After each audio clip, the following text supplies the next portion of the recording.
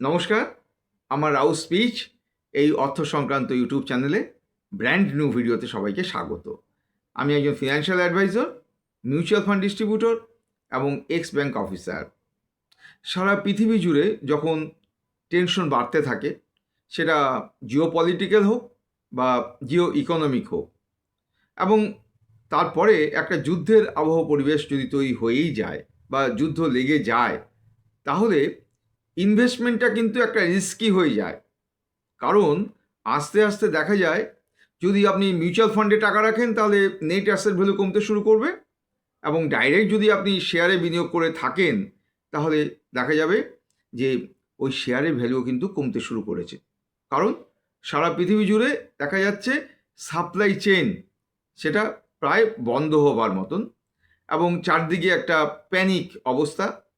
আর government সে সময় বিভিন্ন intervention করে ফেলে বিভিন্ন ক্ষেত্রে, এবং বিশেষ করে গ্যাস এবং ন্যাচারাল অয়েল তার কিন্তু বিরাট সমস্যা দেখা দেয়। এই অবস্থায় কোথায় কোথায় ইনভেস্টমেন্ট করা উচিত হবে না, আজকে সেই বিষয়েই আমি আলোচনা করব। এর আগের ভিডিওতে আমি বলেছি যে কোথায় কোথায় বিনিয়োগকারীরা যুদ্ধের আবহ পরিবেশ বা যুদ্ধকালীন সময়ে তারা বিনিয়োগ করবেন। আজকের ভিডিওটা হবে যে কোথায় তারা বিনিয়োগ করবেন না, কোথায় কোথায় এই জায়গাগুলো নিয়েই আমি আজকে আলোচনা করব। আমার এই চ্যানেলে যদি এখনও পর্যন্ত কেউ সাবস্ক্রাইব না করে থাকেন, তাহলে তাদের প্রতি আমার সনির্বন্ধ অনুরোধ, আমাকে উৎসাহ দেওয়ার জন্য আমার এই রাউথ স্পিচ এই চ্যানেলটাকে সাবস্ক্রাইব করে দিন। পাশে রাখা বেল আইকনটি বাজিয়ে দিলেই হলো। শুনতে থাকুন যুদ্ধের আবহ পরিবেশ বা যুদ্ধকালীন সময়ে কোথায় কোথায় বিনিয়োগ করা থেকে বিরত থাকতে হবে।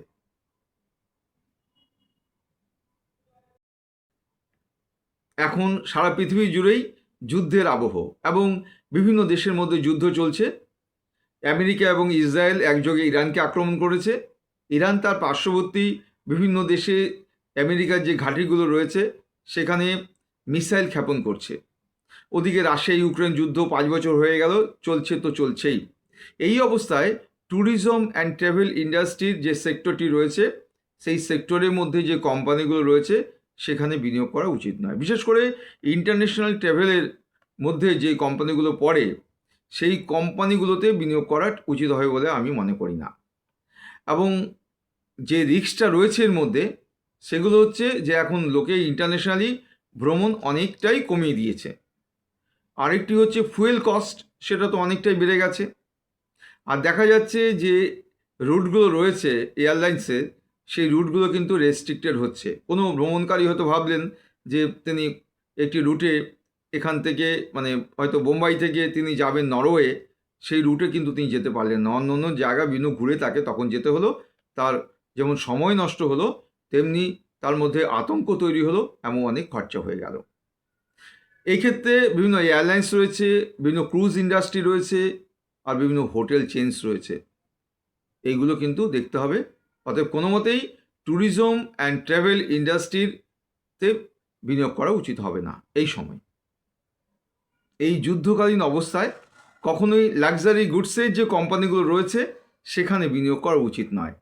কারণ কনজিউমার্সরা এই সময় তারা স্পেন্ডিং কমিয়ে দেয় লাক্সারি গুডসে, এবং তারা এসেনশিয়াল গুডস তারা বেশি পারচেস করতে শুরু করে। কারণ লোকে তখন হাতে টাকা রাখতে চায় যখন যুদ্ধকালীন অবস্থান চলে। ফলে দেখা যাচ্ছে যে লাক্সারি গুডসে যদি ইনভেস্টরসরা বিনিয়োগ করে, তাহলে সেখানে কিন্তু লোকসানের সম্ভাবনা বেশি হবে। এরপরের জায়গাটি যেখানে বিনিয়োগ করা উচিত হবে না, সেটা হচ্ছে real estate in war zones. যেসব জায়গাগুলোতে যুদ্ধ চলছে সেসব জায়গায় যে বড় বড় বিল্ডিংস রয়েছে, এবং যে কোম্পানিগুলো সেই বিল্ডিংসগুলো তৈরি করছে, সেই কোম্পানিগুলোতে বিনিয়োগ করা উচিত হবে না। কেন? কারণ হচ্ছে যে প্রপার্টি ভ্যালু যেমন ক্র্যাশ করবে, ঠিক তেমনি এই বিল্ডিংগুলো কিন্তু যে কোনো সময় আক্রান্ত হতে পারে এবং ভেঙে যেতে পারে। ফলে ভ্যালু কিন্তু এই রিয়েল এস্টেটের অনেক কমে যায়, যেগুলো ওয়ার জোনসের মধ্যে বিল্ডিং রয়েছে। অতএব এখানে বিনিয়োগ করা উচিত হবে না। রিয়েল এস্টেটে মোটামুটি 3টি রিস্ক। একটি হচ্ছে ফিজিক্যাল ডিস্ট্রাকশন, 2 নম্বর হচ্ছে ইন্স্যুরেন্স লসেস, 3 নম্বর হচ্ছে প্রপার্টি ডিমান্ড একদম কম হয়ে যায়। এরপরে একটি বিজনেসের কথা বলবো, সেখানে ইনভেস্টমেন্ট করা একদমই উচিত হবে না এই যুদ্ধকালীন সময়ে। সেটা হচ্ছে ইম্পোর্ট ডিপেন্ডেন্ট যে বিজনেসগুলো রয়েছে। কারণ দেখা যায় এই যুদ্ধকালীন সময়ে সেখানে কিন্তু ইন্টারন্যাশনাল সাপ্লাই চেন এটা কিন্তু প্রায় বন্ধ হবার উপক্রম হয়, ফলে কোম্পানিগুলো কিন্তু তেমন আর লাভ করতে পারে না, তারা সাফার করে। এই ক্ষেত্রে অনেকগুলো কোম্পানি রয়েছে, আপনার গুগলসে টাইপ করে দেখুন, কারণ কোম্পানিগুলোর নাম এখানে উল্লেখ করা সমীচীন হবে বলে আমি মনে করি না। তবে কেন রিস্কি? কারণ হচ্ছে শিপিং ডিসরাপশন হতে পারে, নেক্সট স্যাংশনের ক্ষেত্রে অনেক দেরি হতে পারে, এবং স্যাংশন তো হয়ে গেল কিন্তু এই ক্ষেত্রে কিন্তু বিজনেস আর শুরু হলো না, কারণ যুদ্ধকালীন পরিস্থিতি চলছে। আরেকটি জায়গা রয়েছে র মেটেরিয়াল শর্টেজ। এটা কিন্তু একটা বড় জিনিস, কারণ র মেটেরিয়াল ছাড়া কোনো ইন্ডাস্ট্রি তো চলতে পারে না, সেই ক্ষেত্রে কী করে প্রোডাকশন হবে। এটি কিন্তু একটা বড় জায়গা, যে ইম্পোর্ট ডিপেন্ডেন্ট যদি কোনো বিজনেস হয়, সেখানে যে কোম্পানিগুলো রয়েছে এই রিলেটেড, সেখানে বিনিয়োগ করা একদমই উচিত নয়। এরপরে যে কোম্পানিগুলোর কথা বলবো, সেই কোম্পানিগুলোতে কিন্তু স্বাভাবিক সময়ে যুদ্ধের আবহ পরিবেশ বা যুদ্ধকালীন অবস্থা কোনো সময় কিন্তু তেমনভাবে বিনিয়োগ করতে নেই, একটু রয়েসই বিনিয়োগ করতে হয়।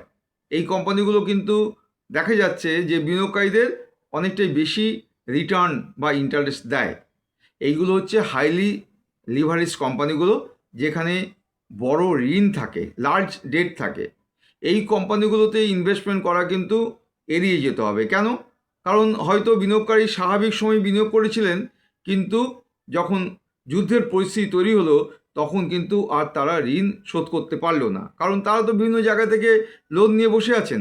এই কোম্পানিগুলো থেকে কিন্তু একটু বিরত থাকতে হবে, কারণ অনেক সময় দেখা যায় যে এই কোম্পানিগুলো যুদ্ধের পরিস্থিতি এলে তারা কিন্তু ব্যাংক্রাপসিতে চলে যেতে পারে। স্বাভাবিক সময় হয়তো তারা সামাল দিতে পারে, কিন্তু দেখা যাচ্ছে যে এই লার্জ ঋণ যেখানে থাকে সেখানে কিন্তু ব্যাংক্রাপসি দেখা দেয় যখন যুদ্ধের আবহ পরিবেশ তৈরি হয়। এছাড়া একটি বিষয় সকল বিনিয়োগকারীকেই মনে রাখতে হবে, যে যখন যুদ্ধ চলতে থাকে তখন যে সকল দেশে যুদ্ধ চলে সেই সকল দেশে যে কোম্পানিগুলো রয়েছে তারা কিন্তু ফাংশন করতে পারে না। ফলে অনেক সময় দেখা যায় যে ওই কোম্পানিগুলোকে যারা ঋণ দেয় তারা কিন্তু আর টাকা পায় না, যদি অন্য দেশের কান্ট্রি হয়ে থাকে। আমি ইন্টারন্যাশনাল বিজনেসের কথাই বলছি। এটা কিন্তু একটা বড় বিপদের বিষয়। অতএব এই ক্ষেত্রে বুঝতে হবে যে যুদ্ধকালীন অবস্থা যদি তৈরি হয়, যুদ্ধের আবহ পরিবেশ তৈরি হয়, তখনই কিন্তু বিনিয়োগকারীদের ওই দেশ থেকে পাড়তাড়ি গোটাতে হয়। তাদের কিন্তু তখনই বিনিয়োগ বন্ধ করে দিতে হয় এবং টাকা তুলে ফেলতে হয়। এটা কিন্তু সকল বিনিয়োগকারীকে মাথায় রাখতে হবে, কারণ যুদ্ধ যখন চলে তখন ওই দেশের কোম্পানিগুলো কিন্তু সেই ফাংশন করতে পারে না, তারা কিন্তু সেইভাবে রিটার্ন বা লাভ দিতে পারে না, এবং দেখা যায় যে সেক্ষেত্রে কোম্পানির যে ফাংশন, উৎপাদন, সেটাই বন্ধ হয়ে যায়। যুদ্ধকালীন অবস্থায় বিনিয়োগ তো থেমে থাকবে না, বিনিয়োগকারীরা করে যেতেই থাকবে। তাহলে কোথায় কোথায় বিনিয়োগ করা যেতে পারে যুদ্ধকালীন অবস্থায়? আগের ভিডিওতে আমি বিস্তারিত বলেছি, এখন শুধু ওই জায়গাগুলোর নাম বলে দিচ্ছি কোন কোন ক্ষেত্রে বিনিয়োগ করা যেতে পারে। প্রথমত তারা বিনিয়োগ করতে পারেন গোল্ডে। গোল্ড এবং সিলভার দুটোতেই বিনিয়োগ করা যায়। নেক্সট হচ্ছে অয়েল অ্যান্ড এনার্জি কোম্পানিগুলো। এই সময় কিন্তু অয়েল এবং এনার্জি কোম্পানিগুলোর শেয়ার ভ্যালু অনেকটাই বেড়ে যায়। তৃতীয় জায়গাটি অবশ্যই ডিফেন্স কোম্পানিগুলো, কারণ এই ক্ষেত্রে অনেকটাই কিন্তু তারা বরাত পেয়ে যায়, ফলে দেখা যায় যে ডিফেন্সের কোম্পানিগুলো তারা কিন্তু তেড়ে ফুঁড়ে ওঠে, তাদের লাভ অনেকটাই বৃদ্ধি পায়। নেক্সট হচ্ছে ফুড অ্যান্ড এগ্রিকালচার কোম্পানিগুলো, কারণ চারদিকে ফুডের শর্টেজ ঘটে, ফলে দাম বেড়ে যায়। এই সুবিধাটা কিন্তু পাওয়া যায় বিভিন্ন যে ফুড রিলেটেড যে কোম্পানিগুলো আছে সেই কোম্পানিগুলোতে বিনিয়োগ করলে। এর পরের জায়গাটি হচ্ছে government bond of stable company, অবশ্যই সেগুলো দেখতে হবে। স্টেবল কোম্পানিগুলোর যে বন্ড, আমি এই ক্ষেত্রে বলতে চাইছি যে গভর্নমেন্টের যে পিএসইউগুলো রয়েছে তারা যে বন্ডগুলো ছাড়ে সেখানে ইনভেস্টমেন্ট করা যেতে পারে, এবং দেখা যায় যে যুদ্ধকালীন অবস্থায় এখানে কিন্তু অনেকটাই দাম বাড়ে। আমি আগেই বলেছি আগের ভিডিওতে যে সেফ হেভেন যে অ্যাসেট সেটা হচ্ছে গোল্ড, এটার দাম বৃদ্ধি পায়। অতএব গোল্ড হচ্ছে সর্বাগ্যে, তারপর হচ্ছে bond, government bond of stable companies, PSU companies, এগুলোর দাম কিন্তু খুবই বৃদ্ধি পায়। আজকের ভিডিওতে বিস্তারিতভাবে আমি আলোচনা করেছি যে কোথায় কোথায় বিনিয়োগকারীরা এই যুদ্ধকালীন সময়ে বা যুদ্ধের আবহ পরিবেশে বিনিয়োগ করবেন না, তাতে তাদের রিটার্ন অনেকটাই কমে যেতে পারে এবং নেগেটিভ রিটার্ন হতে পারে। কিন্তু কোথায় কোথায় তারা বিনিয়োগ করবেন এই অবস্থায়, এই যুদ্ধকালীন অবস্থায়, সেটাও কিন্তু আজকের ভিডিওর শেষের দিকে বলে দিয়েছি। এছাড়া কোথায় কোথায় এই যুদ্ধকালীন অবস্থায় বিনিয়োগ করবেন বিনিয়োগকারীরা, সেটা আগের ভিডিওতে বিস্তারিতভাবে আমি আলোচনা করেছি। আজকের এই ভিডিওটি কেমন লাগলো আপনারা আমাকে এই ভিডিওর কমেন্ট সেকশনে কমেন্ট করে জানান। আর আমার এই চ্যানেলে এখনও পর্যন্ত যদি কেউ সাবস্ক্রাইব না করে থাকেন, তাদের প্রতি আমার স্বনির্বন্ধ অনুরোধ যে আমাকে উৎসাহ দেওয়ার জন্য আমার এই রাউত স্পিচ এই চ্যানেলটিকে সাবস্ক্রাইব করে দিন। পাশে রাখা বেল আইকনটি বাজিয়ে দিলেই হলো। আপনারা সুস্থ থাকুন, ভালো থাকুন। দু এক দিনের মধ্যেই আরেকটি অর্থ সংক্রান্ত ভিডিও নিয়ে আপনাদের কাছে উপস্থিত হব।